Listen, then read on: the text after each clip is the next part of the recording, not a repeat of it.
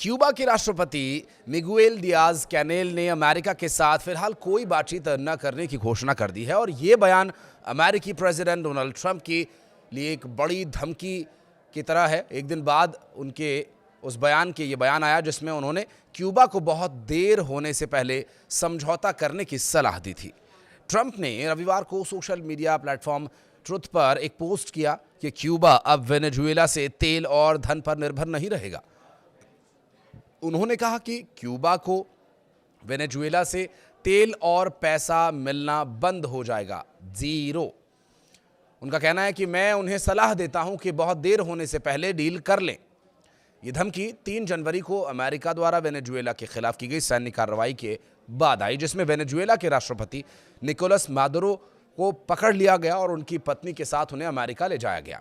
इस ऑपरेशन में 32 क्यूबाई अधिकारी मारे गए थे, जो क्यूबा के लिए बड़ा झटका रहा। सोमवार को डियाज कैनेल ने एक्स पर कई पोस्ट किए। उन्होंने कहा कि अमेरिका और क्यूबा के बीच संबंधों को आगे बढ़ाने के लिए उन्हें शत्रुता, धमकियों और आर्थिक दबाव के बजाय अंतर्राष्ट्रीय कानून का पालन करना चाहिए। जोर देकर उन्होंने कहा कि क्यूबा विभिन्न अमेरिकी सरकारों के साथ संप्रभु समानता, पारस्परिक सम्मान, अंतर्राष्ट्रीय कानून के सिद्धांतों और पारस्परिक लाभ के आधार पर संवाद के लिए हमेशा तैयार रहा है, बशर्ते आंतरिक मामलों में हस्तक्षेप न हो। क्यूबा की स्वतंत्रता का सम्मान किया जाए। डियाज कैनेल ने स्पष्ट किया कि अमेरिका के साथ फिलहाल कोई बातचीत नहीं हो रही है, सिवाय प्रवासन से जुड़े तकनीकी संपर्कों के। उन्होंने अमेरिका के 66 वर्षों से क्यूबा पर आक्रमण करने के विषय के बारे में भी आरोप लगाया और कहा कि क्यूबा आक्रामक नहीं है, बल्कि हमलों को सहता है, अपनी रक्षा के लिए आखिरी खून की बूंद तक देने को तैयार है। यह घटनाक्रम क्षेत्रीय तनाव को बढ़ा रहा है।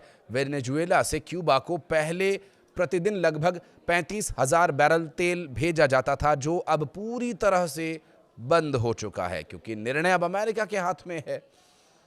वहां के प्रेसिडेंट मादुरो अमेरिका के कब्जे में है और जो अंतरिम सरकार बनी है वो पूरी तरह से अमेरिकी हस्तक्षेपों से बनी है।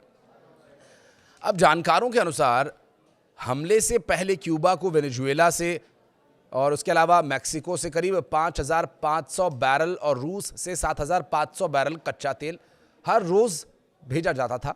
अब ईंधन की कमी से क्यूबा में बिजली कटौती, आर्थिक संकट गहरा सकता है और जहां पहले से ही ब्लैकआउट और महंगाई की समस्या है, ट्रंप प्रशासन का दावा यह है कि यह कार्रवाई नशीली दवाइयों की तस्करी को रोकने की क्षेत्रीय सुरक्षा के लिए जरूरी था। मादुरो पर अमेरिका में नार्को टेररिज्म का आरोप लगाया और न्यूयॉर्क की अदालत में पेश किया गया। हालांकि कई अंतर्राष्ट्रीय नेता जैसे संयुक्त राष्ट्र महासचिव एंटोनियो गुटेरेस ने अमेरिकी कार्रवाई को अंतर्राष्ट्रीय कानून का उल्लंघन बताया और क्यूबा की स्थिति अब बहुत नाजुक है। विशेषज्ञों का मानना यह है कि डियाज कैनेल का बयान समय खरीदने की कोशिश हो सकती है, बाकी जबकि आंतरिक संकट अभी बढ़ रहा है और इस संकट की घड़ी में क्यूबा अपने अस्तित्व की रक्षा करने के लिए पूरी तरह से तत्पर और तैयार है। कुछ कहना चाहें तो कमेंट सेक्शन में अपनी राय जरूर दीजिएगा। धन्यवाद।